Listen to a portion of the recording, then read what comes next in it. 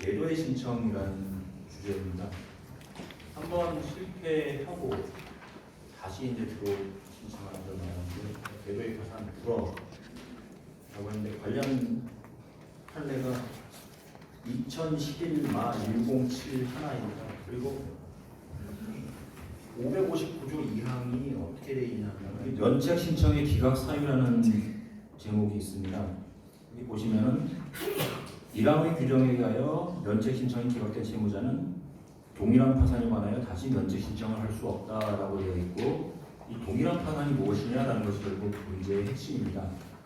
근데 보면은 그 1항의 사유들이 사실은 너무 가혹합니다. 가령 3호 같은 경우 절차 비용을 예납하지 아니한 때 이런 게 있습니다. 그러니까 요즘 같으면은 예납금이 30만 원 많아요, 50만 원 이렇게 되는데 한 10년 전에 예납금 300만 원, 500만 원 이렇게 나오는 시절에 그걸 못 낼 것 같으면 빨리 취하를 하셨어야 되는데 그걸 못하고 기각을 당해버리면은 2항에 의해서 동일한 파산에 의한 제도 파산 불허의 제재를 받게 되는 이상한 일이 생겼었어요. 저는 이 조문 자체가 이거는 좀 비례의 원칙에 반하는 거 아니냐. 이게 기간 제한도 없습니다. 제도 파산의 컨셉을 먼저 말씀드릴게요. 면책을 못 받은 자가 면책을 받기 위하여 하는 파산 신청이라고 정의할 수 있습니다. 그럼 면책 불허 결정을 받은 사람이 그 면책에 대해서 재면책 또는 다시 파산 신청하는 것 모두 받아들일 수 없다는 게 판례의 그 요지입니다. 근데 과연 그렇게 해야 되는 것인지, 지금 요 559조 2항에 보시면은 이게 면책이 불허됐을 때 그 동일 파산도 못한다 그런 말은 없잖아요. 그럼 면책이 불허되었다면은 그 불허 사유가 해소되었다면은 제도 파산도 가능해야 되는 거 아니냐? 이렇게까지 그 권리를 깊게 제한해야 되는 것인지는 좀 의문입니다. 요즘 모르긴 몰라도 이게 어쩔 때 보면은 제도 파산이 명백한데 이게 파산 선고를 하시는 경우가 간혹 있어요. 이게 담당 판사나 실무관이 간과한 것인지 아니면 이 조문에 대한 반기를 드는 것인지 좀 잘 모르겠어요. 일단 파산 선고가 났다면은 결국 파산관이나 법원의 입장에서는 면책 심사를 갈 수밖에 없을 것 같습니다. 근데 이 부분이 종국에는 지금 이 조문은 좀 없어져야 될 조문이라고 생각합니다.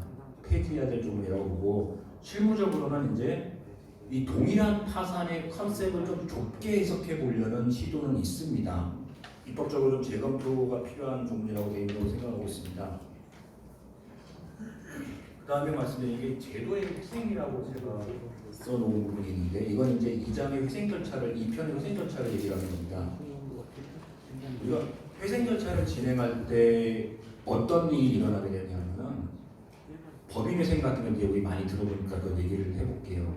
그럼 거기서 이제 개시가 되고 나면은 개시 결정 당일에 가면은 그 허용을 거한 회계사 한 분이 오세요. 그분이 이제 조사위원이라고 선임이 되고 그분이 이제 조사위원이 조사를 합니다.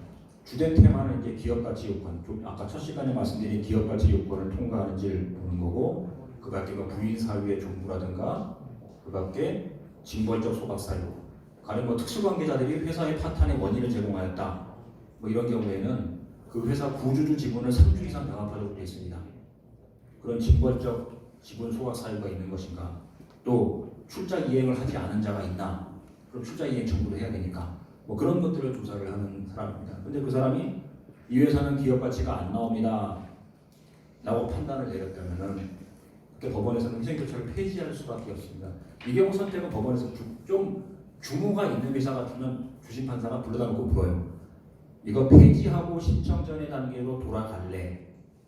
아니면 인가전 M&A 한번 해볼래? 그럼 그런 식으로 기업 가치가 안 나와서 폐지되는 사안이 있을 것이고, 그게 조사 폐지라고 그냥 통칭 그렇게 부르고, 부결 폐지라는 건 뭔가 하면 회생계획안을 열심히 입안을 했습니다. 회생계획안이 인가되기 위해서는 담보권자 조의 4분의 3 그리고 회생채권자 조의 3분의 2, 부채 초과의 경우에 주주지분권자는 의결권이 없다. 그 요건을 갖추지 못해서 폐지되는 경우 이렇게 나눌 수가 있습니다.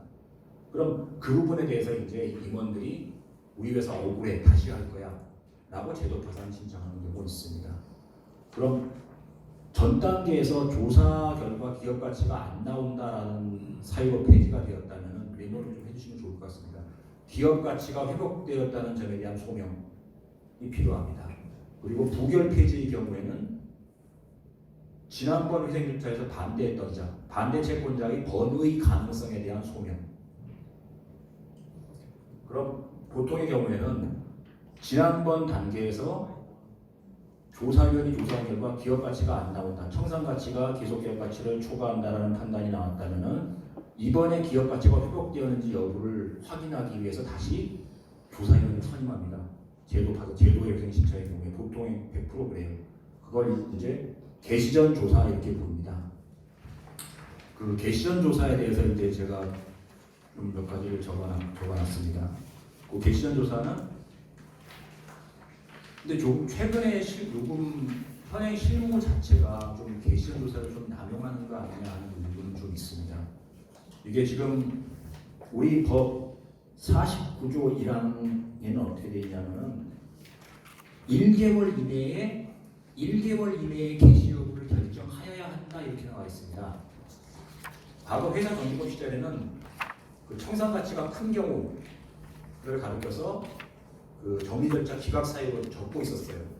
근데 그 조문이 없어졌습니다. 통합조사법 하에서는. 그리고 1개월 내에 개시 여부를 판단하라고 하고 있습니다. 기업 가치 요건에 좀 의문이 있더라도 개시의 장애 요인은 아니라는 입법 취지입니다. 그럼에도 불구하고 현행은 뭐 부인 대상 행위를 조사하기 위하여 개시전 조사를 하는 경우도 있습니다. 지금 개시 이후에 조사위원을 선임하면 조사위원이 아까 서두에 말씀드렸죠. 기업 가치가 나오느냐, 또 부인 대상 행위가 있느냐, 징벌적 감사 사유가 있느냐, 출자는 제대로 이행하였느냐 이런 것들을 조사를 다 하게 됩니다. 그런데 그럼에도 불구하고 그런 부인권 같은 걸 행사 요건을 따지기 위해서 개시전 조사를 한다는 것은 이거는 좀 개시전 조사를 좀 남용하는 거라고 저는 생각을 합니다. 그래서 개시전 조사는 기업 가치 요건에 제도의 신청, 종전 조사 폐지가 있었고 그 이후 제도의 신청 이런 경우로 한정해서 저는 적용해야 된다고 생각을 합니다. 너무 개시전 조사의 범위가 넓습니다. 그리고 좀 개시전 조사를 하는 사안치고 그걸 통과해 본 적이 없습니다. 저는. 근데 문제는 뭔가 하면 우리 개시전 조사를 정당화할 수 있는 현행 근거 조문은 42조 3호밖에 없어요. 회생절차 개시 신청의 기각 사유, 회생절차의 의함이 채권자 일반의 이익에 적합하지 아니한 경우라고 나와 있습니다. 그런데 이것을 결국 이제 조사하기 위해서 개시전 조사를 한다고 봐야 되는데 이게 회생절차의 의함이 채권자 일반의 이익에 반한다는 건 결국 뜻이 뭔가 하면은 현 시점에서 털어버리는 게 채권자들한테 더 가능성이 더 많다는 걸 조사하기 위해서 개시전 조사를 한다는 겁니다. 근데 회계사한테 돈 줘가지고 한 달 동안 조사시켜가지고 그 결과를 토대로 판단한다? 그럼 그거는 채권자 일반의 이익에 반하는 것이 명백하지 않잖아요. 그건 개시전 조사 사유가 아니고 그냥 개시를 해야 됩니다. 또 개시전 조사가 이제 여기 서울회생법원의 실무 준칙, 회생법원 사이트에 가면 다운받으실 수 있습니다. 여기 쭉 나와 있는데 좀 법적인 근거가 있는지도 솔직히 좀 의문입니다. 세무사회생법 아무리 뒤져봐도 개시전 조사를 할 수 있다는 근거 좀 쉽게 찾지는 못하겠습니다. 그런 정도로는 개시전 조사에 대한 얘기를 좀 말씀드리고, 그래서 하나 좀 아실 게 재신청 사안 같은 경우는 개시전 조사가 좀 필수적으로 수반될 가능성이 있다 정도는 좀 인지하시면 좋을 것 같습니다. 그 다음 페이지 한번 보겠습니다. 보전처분과 금지명령은 뭔가 하면 이게 보전처분이라는 건 수범자가 채무자입니다. 보전처분 수범자가 채무자, 금지명령은 수범자가 채권자. 그 보전처분의 요소가 변제금지, 처분금지, 차질금지, 고용금지 네 가지입니다. 회생절차 들어가게 되면 그걸 하기 위해서는 법원의 허가를 요합니다. 그럼 이게 뭔 의미를 갖냐 하면은 변제를 금지함으로써 채무를 동결한다는 의미도 있지만 변제를 하지 않음으로써 무병자금을 확보하는 뜻도 있습니다. 그래서 그렇게 무병자금을 확보한다는 측면이 상당히 더 큽니다. 그리고 하나는 메모를 해두시면 좋을 게 이제 보전 처분 이후에는 그 부수법 위반 처벌받지 아니한다라는 게 판례이고요. 어음은 해당이 없고요. 보전 처분이 내려진 상황에서 수표금을 결제하지 못하였다고 하더라도 부정수표단속법 위반 죄가 성립하지 아니한다라는 게 판례이고, 희한하게도 파산 절차에서는 보전 처분만 규정하고 있습니다. 금지 명령이 없어요.